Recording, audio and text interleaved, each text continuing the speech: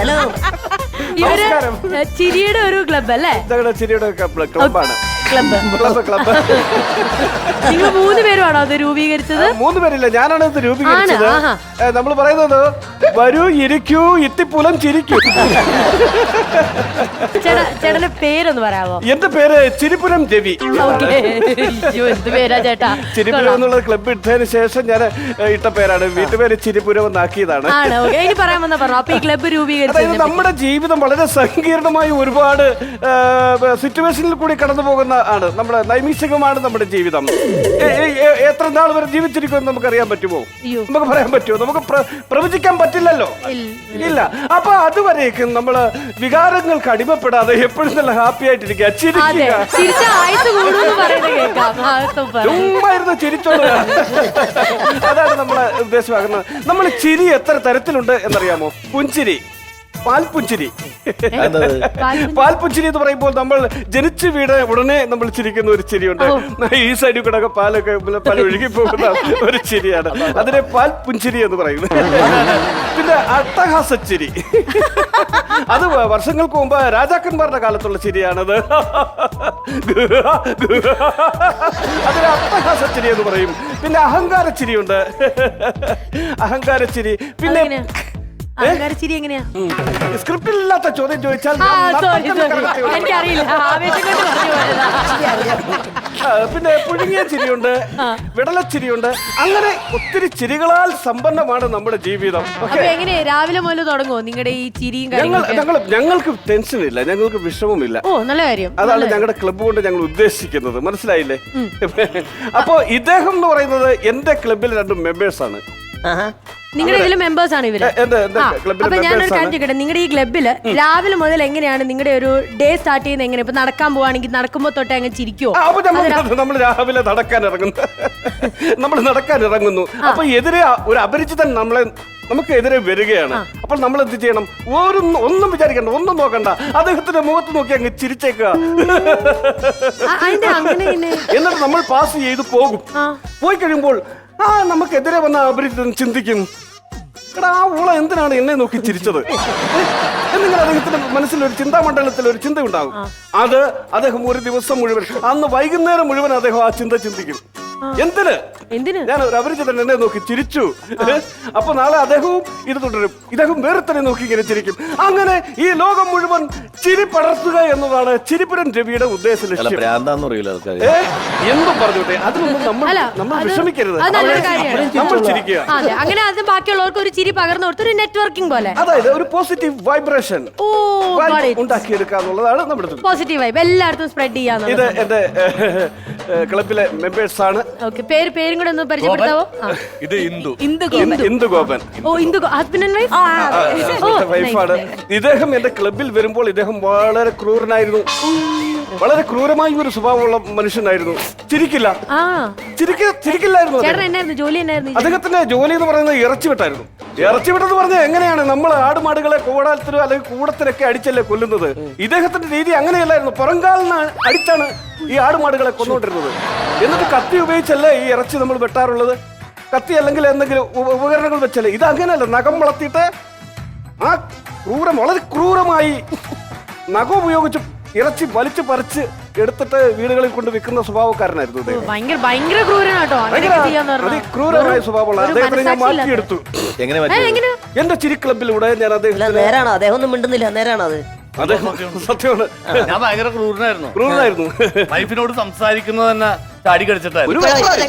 ഈ ക്ലബിൽ വന്നതിന് ശേഷം മാറ്റമുണ്ട്. പിന്നെ ഇദ്ദേഹം ഒരിക്കലും ഞാൻ ഇപ്പോഴും മറക്കാത്ത ഒരു സംഭവമുണ്ട്. എന്റെ കുഞ്ഞിനെ താരാട്ട് പാടി ഉറക്കാനെ, കുഞ്ഞ് ഉറങ്ങുന്നില്ലായിരുന്നു. ഞാൻ ഇദ്ദേഹത്തിന്റെ കയ്യിൽ കുഞ്ഞിനെ കൊണ്ട് കൊടുത്തിട്ട്, ചേട്ടാ കുഞ്ഞിനെ ഒന്ന് ഉറക്കി തരാൻ പറഞ്ഞു. കുഞ്ഞിനെ കൊണ്ട് കൊടുത്ത സമയത്ത് ഇദ്ദേഹത്തിന്റെ ഒരു ബിഹേവിയർ, ഇദ്ദേഹം ഒരു താരാട്ട് പാടി. പിന്നെ എന്റെ കുഞ്ഞിന്ന് ഒരു ഉറങ്ങിയിട്ടില്ല. ഒന്ന് പാടിക്കേട്ടെ ചേട്ടാ. എനിക്ക് അടുക്കള ഒരുപാട് ജോലിയുണ്ട്. കുഞ്ഞിനെ ഒന്ന് ഉറക്കി ചേട്ടാ.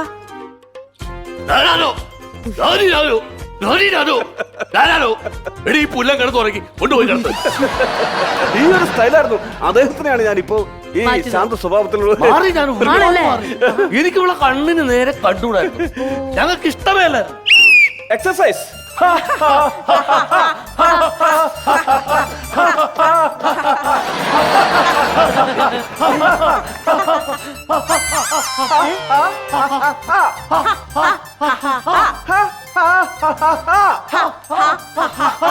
അങ്ങനെ പ്രാക്ടീസ് ചെയ്യണം കേട്ടോ. ഒരു പാറ്റേൺ ഉണ്ടല്ലേ ഇതിന്? പാറ്റേൺ രീതിയുണ്ട്. ആ രീതിയിൽ കൂടി നമുക്ക് അത് ജോയിൻ ചെയ്യുന്നവർക്കൊക്കെ ആ പാറ്റേൺ പഠിപ്പിച്ചു കൊടുക്കുമായിരിക്കും.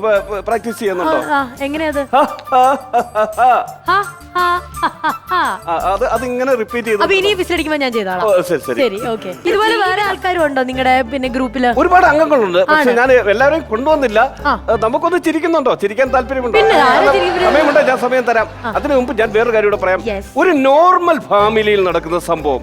നമ്മളിപ്പം ഒരു ഭർത്താവ് വീട്ടിലേക്ക് പണി കഴിഞ്ഞ് വന്നിട്ട് വൈകുന്നേരം പറയാണ് അടുത്ത ഒരാഴ്ചത്തേക്ക് എനിക്ക് ജോലിയില്ല. ഒരു നോർമൽ ഫാമിലിയിലാണെങ്കിൽ ഇത് ഭാര്യ എങ്ങനെ നേരിടുമെന്ന് ഇവരെ ഇപ്പൊ എന്റെ ഡെമോൺസ്ട്രേഷൻ കാണിച്ചു തരും. ഓക്കെ, കാണാം. എന്തോ ചേട്ടൻ വന്നോ? ആ വന്നടി. എന്താ ഏട്ടാ മുഖം വല്ലായിരിക്കുന്നേ? 2 ആഴ്ചയായിട്ട് ഇനി നമുക്ക് പണിയില്ലടി.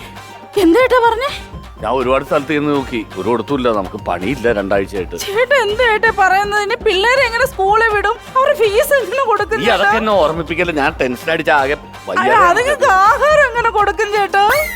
എനിക്കറിയില്ലടി. വാടക എങ്ങനെ കൊടുക്കും ചേട്ടാ? നമ്മളിനി എന്ത് ചെയ്യുമെന്ന് നമ്മൾ എനിക്കറിയില്ല. എങ്ങനെ ആഹാരം കഴിക്കും? നീ എന്നെ കൂടി ടെൻഷൻ ആക്കല്ലേ. എന്തെങ്കിലും ദൈവം എന്തെങ്കിലും വഴി കാണിച്ചു തരുമല്ലോ.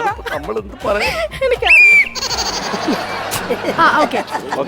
കണ്ടോ ആ ഫീലിങ്സ് നിങ്ങൾക്ക് മനസ്സിലായോ? ചേച്ചിയുടെ കണ്ണൊക്കെ നിറഞ്ഞപ്പോ എന്നെ കണ്ണ് നിറഞ്ഞു. നേരെ മറിച്ച് ഇവരെ എന്റെ ക്ലബിലേക്ക് കൊണ്ടുവരികയാണെങ്കിൽ ഇവർ ഈ സിറ്റുവേഷൻ എങ്ങനെ നേരിടും എന്നുള്ളതാണ് ഇനി അടുത്തായിട്ടുള്ളത്. Difference between the 2 situation. എന്തോ ചേട്ടൻ വന്നോ? ഒരു സന്തോഷ വാർത്ത. എന്തേട്ടാ? 2 ആഴ്ചത്തേക്ക് നമുക്കിനി പണി. ചേട്ടാ നമ്മള് പിള്ളേരെ എങ്ങനെ സ്കൂളിൽ വിടും? അയ്യോ അതൊക്കെ ഓർത്തിട്ട് എനിക്ക് നിന്ന് കുഞ്ഞുങ്ങൾ എങ്ങനെ ആഹാരം കഴിക്കും? കഴിക്കട്ടെ, പട്ടിണിയെടുത്ത് ചാവട്ടെ. അതല്ലേ രസം. നമുക്ക് കണ്ടു ചിരിക്കാലോ. നമ്മൾ എന്ത് കഴിക്കും ചേട്ടാ? നമുക്കൊന്നും കഴിക്കട്ടെ. അടിപൊളിയായിട്ട് നമുക്കിങ്ങനെ ചിരിച്ചിരിക്കാം. ചേട്ടാ വാടക കൊടുക്കണ്ടേ?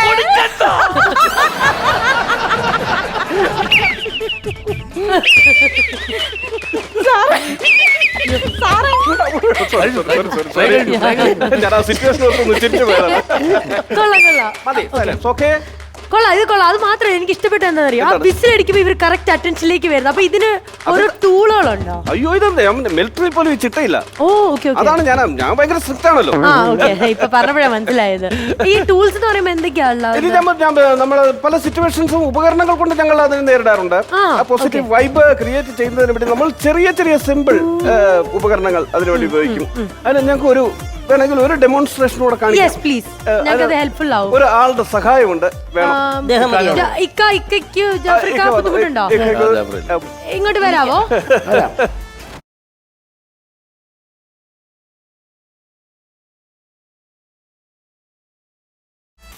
അപ്പൊ ഇതെങ്ങനെയാ ചെയ്യാൻ പോകുന്നത് പറഞ്ഞു കഴിഞ്ഞാൽ ഇക്കയുടെ ഉടമസ്ഥതയിലുള്ള ഒരു വീട്ടിൽ 1 വർഷമായിട്ട് അവർ വാടകയ്ക്ക് താമസിക്കാം. ഇപ്പൊ ഒരു 7 മാസമായിട്ട് വാടക കൊടുക്കുന്നില്ല. അപ്പൊ ഉടമസ്ഥനുണ്ടാകുന്ന ഒരു വികാരം എന്തായിരിക്കും? ദേഷ്യമാണോ? ഭയങ്കര ദേഷ്യം. അത് ചോദിക്കുന്നത് അത് മാത്രമേ ഉള്ളൂ. അതിൽ ചെറിയ വ്യത്യാസം എങ്ങനെ വരും എന്നുള്ളതാണ് നിങ്ങൾ കാണാൻ പോകുന്നത്. അപ്പൊ ഇക്കയാണ് ഹൗസ് ഓണർ. ഇക്ക നല്ല ദേഷ്യപ്പെട്ടു. കാരണം അവർ ഇതുവരെയായിട്ടും വാടക തന്നിട്ടില്ല. ഇറക്കി വിടണം അവരെ. എനിക്ക് ഇത്രയും നാളെ കുറെ കാലമായിട്ട് തന്നിട്ടില്ല. അപ്പൊ പിസിലടിക്കുന്നു. ഞാനോട് ദേഷ്യപ്പെടും. അഭിനയിക്കണം. ബാബാ എത്ര നാളെ വെച്ചതുണ്ട്? അത് എത്ര നാളായി വാടക? ഞാൻ ഈ ബിൽഡിംഗ് ഇവിടെ ഉണ്ടാക്കിയിട്ടേക്കെന്ന് പറഞ്ഞ് വെള്ളത്തിന്റെ കാശ്, കറണ്ട് ബില്ല്, ഇതെല്ലാം ഞാൻ അടക്കുന്നത്. ഇപ്പം നീ വാടക കൊടുത്തോണ്ടിരിക്കുമല്ലേ? നീ എത്ര പ്രാവശ്യമായി ഈ പെണ്ണുമ്പിള്ളയുടെ ഒറ്റ തലം കെട്ടില്ലേ? എന്താ എനിക്ക് അറിയേണ്ട ആവശ്യമില്ല. എനിക്ക് എന്റെ പൈസ വേണം. എത്ര മാസമായി? 8 മാസമായില്ലേ? പണിയില്ലെന്ന് പറഞ്ഞിട്ട് കാര്യമുള്ളൂ. പണിയാൻ പോകണ്ടേ? പണി ഇവിടെ നാട്ടിൽ പണിയില്ലേ? പണിയാൻ പാടില്ലേ? പൈസ ആടോ? പൈസ ആടറാ. നീ താട്ട്. നീ ഇച്ചിരി പൈസ എങ്ങനെയില്ല എങ്ങനെയില്ല ഉണ്ടാക്കി എന്തോ നിങ്ങൾ എങ്ങനെ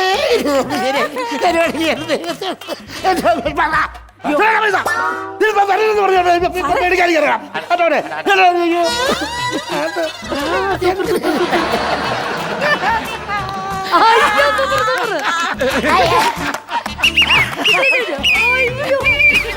അയ്യോ ഭയങ്കര പരിപാടി കേട്ടോ. കൊള്ളാമല്ലോ. എന്തായിരുന്നു ഇതാണ് ആ ഉപകരണം. അടിപൊളിയായിരുന്നു, കൊള്ളാം. ഇത് ഭയങ്കര സെറ്റപ്പോട്ടോ. നമ്മുടെ മൈൻഡ് കൺട്രോൾ ചെയ്യുന്ന ആ ഒരു ഇതാണ് ഹെഡ് മസാജ്. അത് വേണം കണ്ട എന്റെ ദേഷ്യം അങ്ങോട്ട് പോയി അലിഞ്ഞില്ലാതായി. അപ്പൊ എങ്ങനെ സാറേ എനിക്കും കൂടെ അങ്ങോട്ട് ചേർന്നതാണോ? ചേർന്നോ? ഞങ്ങളുടെ ചിരിക്കളിപ്പിക്കാൻ ചേരുന്നുണ്ട്. ഞാനും ഇതാന്നേ, ഞാൻ ചുമ്മാ പെട്ടെന്ന് ദേഷ്യപ്പെടും. ഫസ്റ്റ് എക്സസൈസ് ചെയ്തു. ആ മറ്റേ ഹ, ഹ, ഹ, ഹ. ഹ, ഹ, ഹ, ഹ, ഹ.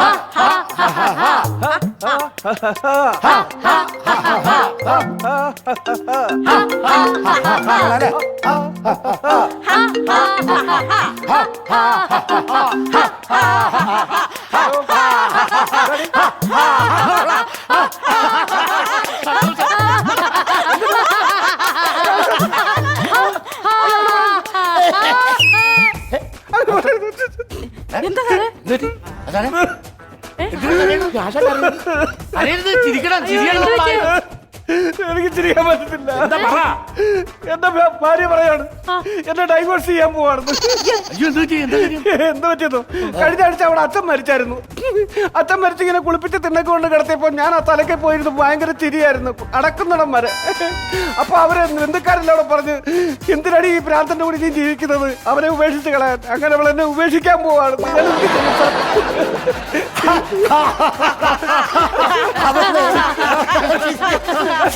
പറ്റുന്നില്ല, എനിക്ക് വരുന്നില്ല, എനിക്ക് ചിരി വരുന്നില്ല, എനിക്ക് ചിരി വരുന്നില്ല.